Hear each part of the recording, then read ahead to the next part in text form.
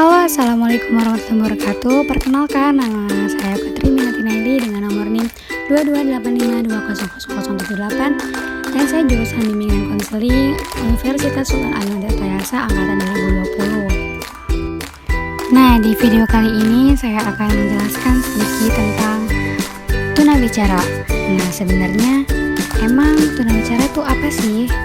Nah, teman-teman, tunawicara itu merupakan ketidakmampuan seseorang untuk berbicara karena keterbatasannya.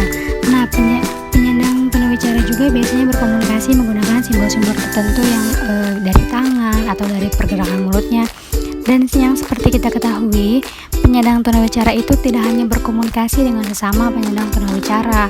Jadi sudah sewajarnya ada kalanya mereka berkomunikasi dengan orang normal, bahkan yang bukan tergolong orang terdekat yang belum tentu memahami simbol yang mereka komunikasikan.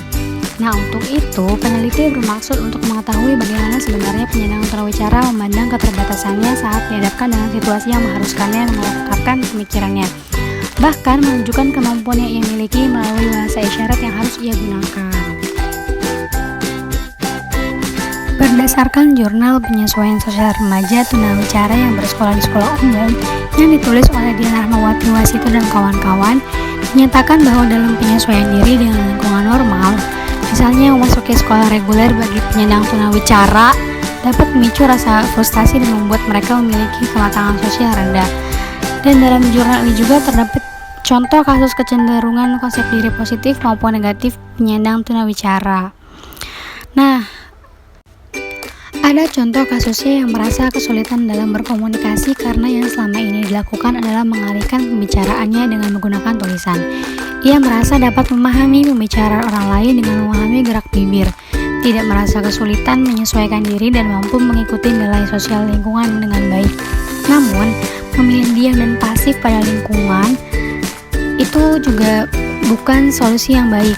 Tetapi saat wawancara dilakukan dengan significant others, ternyata ia cenderung dinilai memilih teman dalam bergaul, hanya mau berteman dengan beberapa orang saja. Nah, teman-teman, apa sih penyebab seseorang mengalami tunawicara? Yang pertama itu adalah dari fase prenatal atau dari sebelum anak melahirkan. Itu dari faktor keturunan atau hereditas anak mengalami tunawicara sejak melahirkan di antara keluarga genetiknya.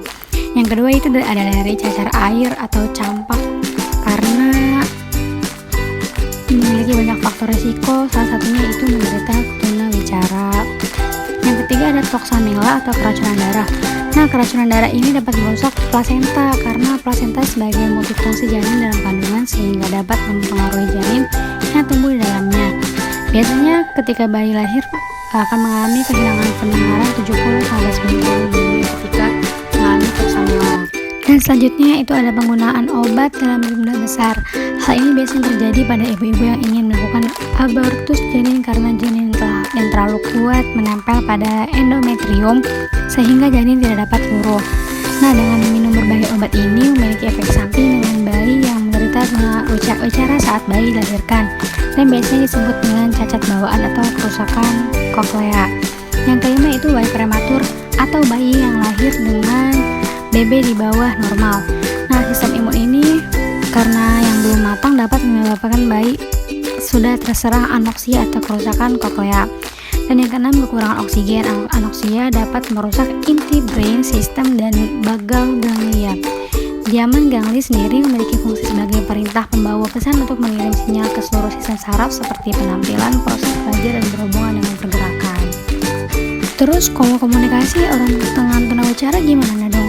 Nah, ini biasanya jadi pertanyaan-pertanyaan kita ya.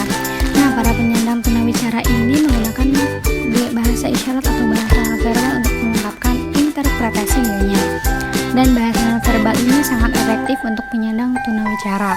Bahasa isyarat berarti bahasa yang tidak menggunakan bunyi atau ucapan suara manusia ya, tetapi menggunakan tulisan dalam sistem perlambangan.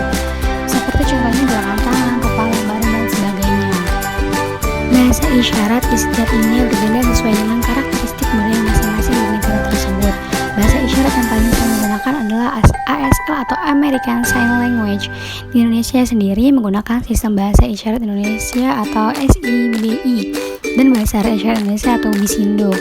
Dan menurut penelitian SIBI atau Sistem Bahasa Isyarat Indonesia, dalam bentuk isyarat jari, tangan, dan gerakan yang melambaikan kosakata, metode ini disebarkan di berbagai sekolah, terutama SLB atau sekolah luar biasa, yang digunakan dalam kegiatan belajar mengajar dalam tunawicara.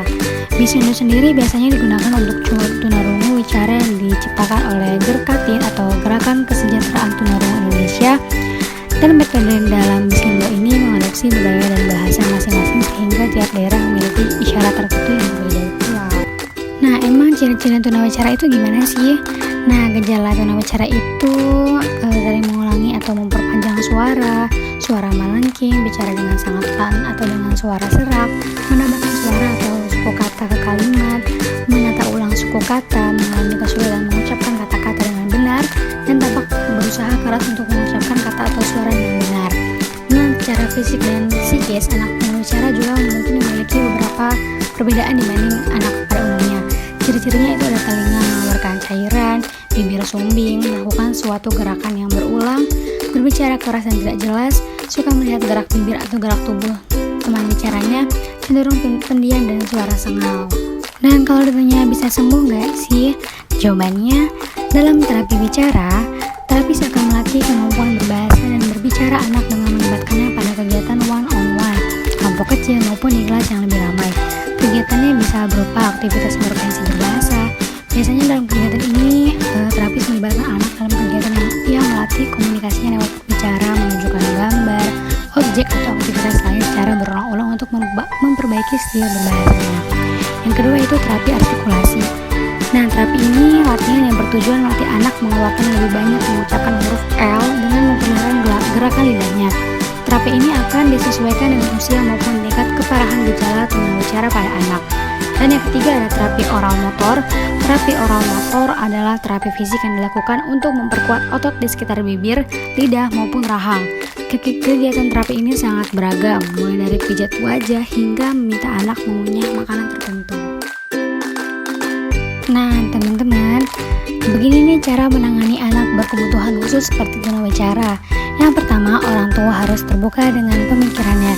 Karena sebelum menangani anak, tentunya orang tua sendiri harus lebih terbuka pemikirannya mengenai anak-anak berkebutuhan khusus ini.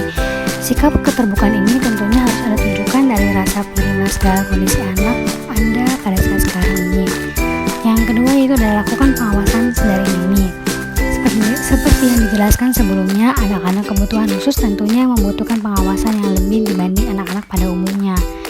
Kemudian meningkatkan kedekatan emosional dengan anak. Dan kedekatan emosional ini menjadi salah satu bagian yang paling penting yang harus ada ketika kita menangani anak-anak berkebutuhan khusus. Kemudian ada adaptasi dengan anak. Nah, dibutuhkan nih adaptasi secara antara pengasuh, orang tua, serta anak-anak yang berkebutuhan khusus. Kemudian ajari anak untuk mengeksplor keterampilannya. Orang tua dengan anak-anak berkebutuhan khusus tentunya membutuhkan energi ekstra ketika mendidik anak-anaknya.